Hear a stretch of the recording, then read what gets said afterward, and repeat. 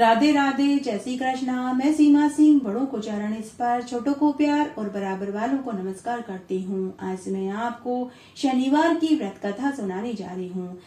अगर आप शनिवार का व्रत करते हैं तो उस दिन आपको पीपल के पेड़ की पूजा करनी चाहिए।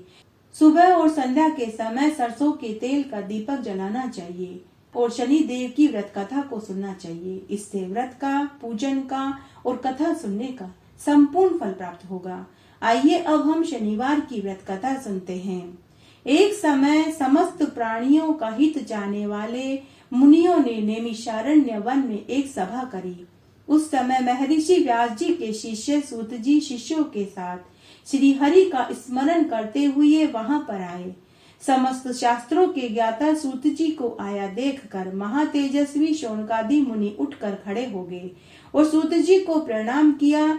सुंदर उच्च आसन दे पाद्य अर्ध से पूजन किया। मुनियों द्वारा दिए गए आसन पर सूत जी बैठ गए। श्री सूत जी से शौनक आदि मुनियों ने विनय पूर्वक पूछा कि हे मुनिवर, इस कलयुग में श्री हरि की भक्ति किस प्रकार से करनी चाहिए। सभी प्राणी पाप में तत्पर होंगे, मनुष्यों की आयु कम होगी, ग्रह कष्ट, धन रहित, अनेकों पीड़ा युक्त मनुष्य होंगे। हे सूत जी, पुण्य अति परिश्रम से होता है।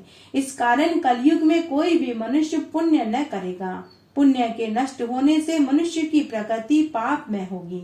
इस कारण तुच्छ विचार करने वाले मनुष्य अपने वंश सहित नष्ट हो जाएंगे। हे सूत जी, जिस तरह थोड़े परिश्रम से, थोड़े धन से, थोड़े समय में पुण्य की प्राप्ति होवे, ऐसा कोई उपाय हो तो बताइए, जिसके उपदेश से मनुष्य पुण्य और पाप करता है और उसके पुण्य और पाप का वही मनुष्य भागी होता है।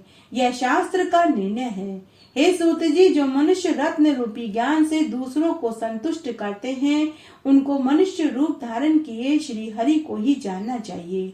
हे मुनि, कोई ऐसा व्रत बताइए जिसके करने से शनि के द्वारा प्रदत्त कष्ट मनुष्यों को कष्ट न भोगना पड़े और शनि देव भी प्रसन्न रहे। हे मुनिवर, शनि की ग्रह दशा में बहुत ही घोर कष्ट उठाने पड़ते हैं। जिस व्रत से, कथा से शनिकृत कष्टों का निवारण हो, उसको सुनने की हमारी बहुत इच्छा है। तब सूत जी बोले कि हे मुनिश्रेष्ठ, तुम धन्य हो, तुम ही वैष्णवों में अग्रण्य हो, क्योंकि सब प्राणियों का सदैव हित चाहते हो। मैं तुमसे उत्तम व्रत को कहता हूँ, तुम ध्यान से सुनो, जिसके करने से भगवान शंकर प्रसन्न होते हैं, शनिकृत कष्ट प्राप्त नहीं होते हैं। सूत जी बोले कि युधिष्ठिर आदि पांडव वनवास में अनेक कष्ट भोग रहे थे। उस समय उनके प्रिय सखा श्री कृष्ण को आया देखकर उन्होंने बहुत आदर किया, मन में बहुत ही प्रसन्नता मानी और सुंदर आसन पर बैठाया। तब श्री कृष्ण भगवान बोले कि हे युधिष्ठिर, तुम कुशल पूर्वक तो हो। तब युधिष्ठिर बोले कि हे भगवान, आपकी कृपा से हम कुशल पूर्वक हैं। हे प्रभु, कृपा करके कोई ऐसा उपाय बताइए जिसके करने से यह ग्रह कष्ट न आए। शनि ग्रह बहुत कष्ट देता है, अतः ऐसा कोई व्रत बताइए जिससे इस कष्ट से छुटकारा मिल सके। तब कृष्ण भगवान बोले कि हे युधिष्ठिर, तुमने बहुत अच्छी बात पूछी है। तुम्हें एक उत्तम व्रत बताता हूँ। मनुष्य भक्ति और श्रद्धा युक्त होकर शनिवार के दिन भगवान शंकर का व्रत करते हैं। उन्हें शनिवार की ग्रह दशा में कोई कष्ट नहीं होता, उनको कभी निर्धनता नहीं सताती तथा इस लोक में वे समस्त सुखों को भोग कर अंत में शिवलोक को प्राप्त होते हैं। तब युधिष्ठिर भगवान कृष्ण से बोले कि हे ईश्वर, सबसे पहले यह व्रत किसने किया और उसे इस व्रत का क्या फल मिला, कृपा करके आप हमें विस्तार से सुनाइए। तब भगवान श्री कृष्ण बोले कि हे राजन, शनिवार के दिन, विशेषकर सावन मास में शनिवार के दिन, लोह निर्मित शनि प्रतिमा को पंचामृत से स्नान कराकर अनेक प्रकार के गंध, पुष्प, अष्टांग, धूप, फल, उत्तम प्रकार के नैवेद्य से पूजन करें। शनि के 10 नामों का उच्चारण करें। तिल, जौ, उड़द, गुड़, लोहा, काले वस्त्र का दान करें।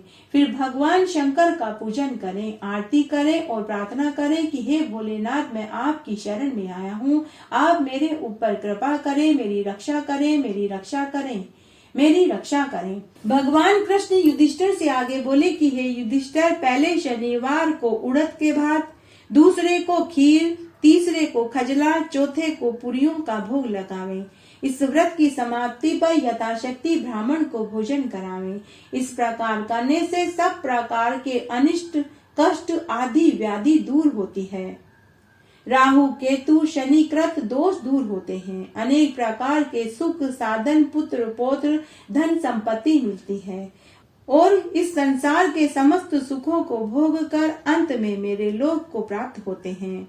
सबसे प्रथम जिसने इस व्रत को किया, मैं उसकी कथा तुम्हें सुनाता हूँ, तुम ध्यान से सुनो। पूर्व काल में इस पृथ्वी पर एक राजा राज्य करता था। उसके पुत्र का नाम धर्मगुप्त था। उसने अपने शत्रुओं को वश में कर रखा था। देवगति से राजा और राजकुमार पर शनि की 7.5 की दशा आई।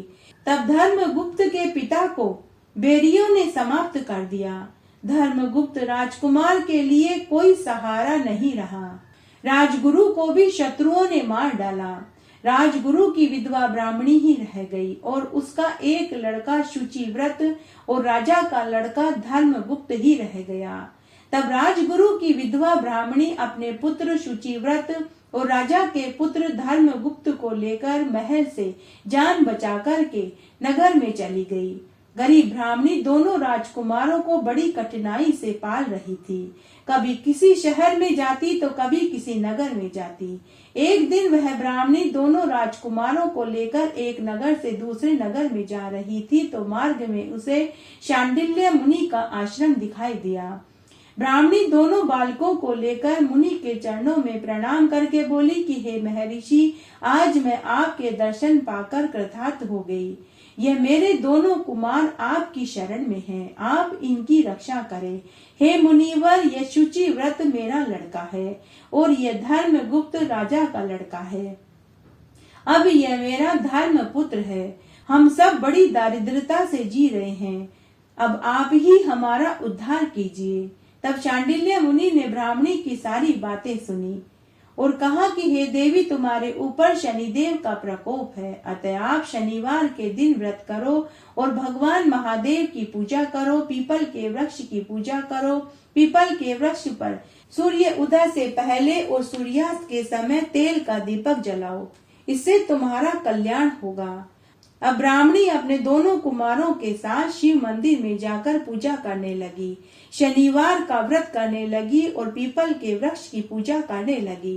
दोनों कुमारों को इस प्रकार करते करते 4 महीने बीत गए। तब एक दिन शुचि व्रत स्नान करने के लिए गया।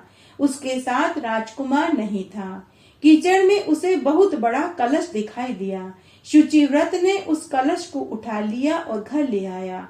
घर लाकर उसने अपनी माँ को दिया। माँ ने उस कलश को खोल करके देखा तो वह कलश सोने के सिक्कों से भरा हुआ था।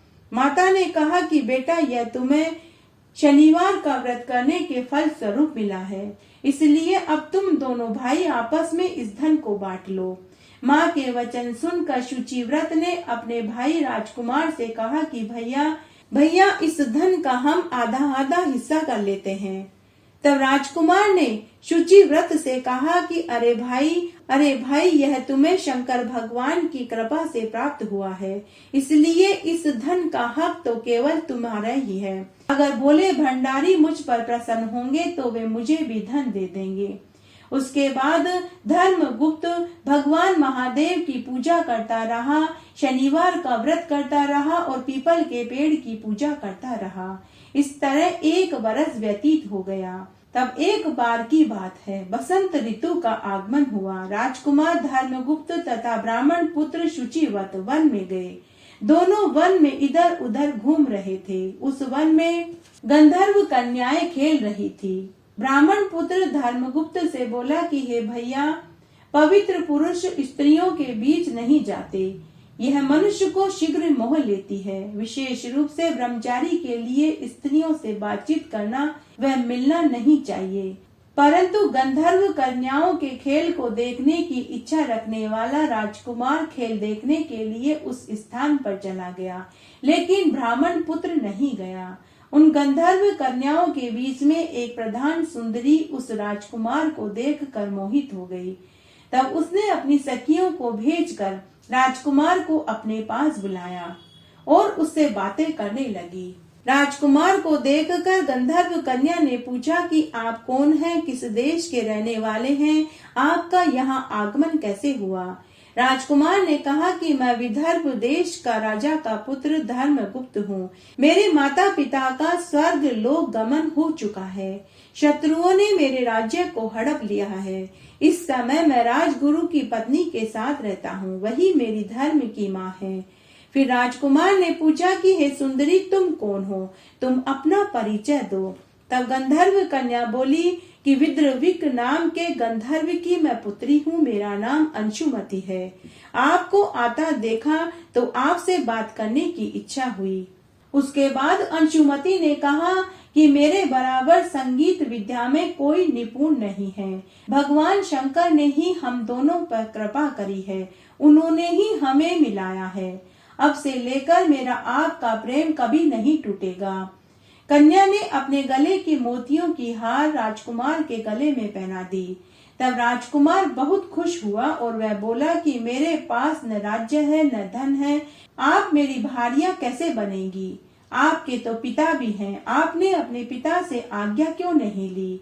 तब गंधर्व कन्या बोली कि अब आप अपने घर जाइए और परसों प्रातः काल आप इसी जगह पुनः मिलना। राजकुमार से ऐसा कहकर गंधर्व कन्या अपनी सखियों के साथ चली गई। राजकुमार धर्मगुप्त अपने भाई शुचिव्रत के साथ अपने घर आया और अपनी माँ को पूरी बात बताई। उस दिन से तीसरे दिन शुचिव्रत को साथ लेकर राजकुमार धर्मगुप्त उसी वन में गया। उसने देखा कि स्वयं गंधर्व राज विद्रविक अपनी कन्या के साथ वहां उपस्थित थे। गंधर्व राज ने दोनों कुमारों का अभिवादन और स्वागत किया, दोनों को सुंदर आसन पर बैठाया और कहा कि मैं परसों कैलाश पर भगवान महादेव के दर्शन करने गया था। वहां करुणा सागर भोले शंकर ने मुझे अपने पास बुलाकर के कहा कि हे गंधर्व राज, पृथ्वी पर धर्मगुप्त नाम का एक राजकुमार है। उसके माता पिता की शत्रुओं ने हत्या कर दी और शत्रुओं ने उसके राज्य को हड़प लिया है। वह बालक गुरु के कहने से हर शनिवार का व्रत करता है और सदा मेरी पूजा में संलग्न रहता है। अतः तुम उसकी मदद करो, जिससे वह अपने शत्रुओं से अपने राज्य को पुनः प्राप्त कर सके। भगवान महादेव की आज्ञा को शिरोधार्य करके मैं घर गया। वहाँ मेरी पुत्री अंशुमति ने भी तुम्हारे बारे में बताया। भगवान महादेव की आज्ञा और मेरी बेटी की मन की बात को जानकर ही मैं इस वन में आया हूँ। अब मैं अपनी पुत्री का विवाह आपके साथ करना चाहता हूँ और आपके शत्रुओं से आपके राज्य को भी मैं दिलवा दूंगा। ऐसा कहकर गंधर्व राज ने अपनी कन्या का विवाह राजकुमार के साथ कर दिया। अंशुमति की सहेली की शादी ब्राह्मण कुमार शुचिव्रत के साथ करवा दिया और राजकुमार की सहायता के लिए गंधर्वों की चतुर्गनी सेना भी भेज दी।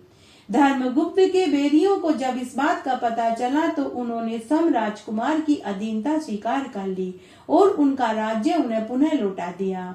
धर्मगुप्त सिंहासन पर बैठा, अपने छोटे भाई शुचिव्रत को मंत्री नियुक्त कर दिया और जिस ब्राह्मणी ने उन्हें पाल पोस कर बड़ा किया था उसे राजमाता का दर्जा दिया। शनिवार के व्रत के प्रभाव से और शिवजी की कृपा से धर्मगुप्त इस प्रकार विदर्भ राज का राजा हुआ और इस लोक के समस्त सुखों को भोग कर मरने के बाद शिवलोक को प्राप्त हुआ। पूरी कथा सुनाने के बाद श्री कृष्ण भगवान बोले कि हे पांडु नंदन, अब आप भी इस व्रत को करो तो कुछ समय बाद आपको भी आपका राज्य पुनः प्राप्त होगा और आप भी सभी सुखों को प्राप्त करेंगे। आपके बुरे दिन शीघ्र ही समाप्त होंगे। तब युधिष्ठिर ने शनिवार व्रत की कथा सुनकर श्री कृष्ण भगवान से पूजन की विधि पूछी।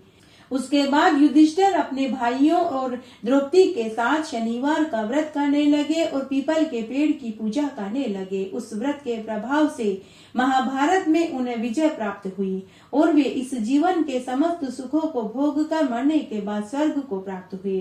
सूत जी बोले कि हे मुनिवरों, जो मनुष्य शनिवार को शनि व्रत करता है, पीपल के पेड़ की पूजा करता है, भगवान शनि का दर्शन और पूजन कर शनिवार की व्रत कथा को सुनता है तो उन्हें सभी सुख प्राप्त होते हैं।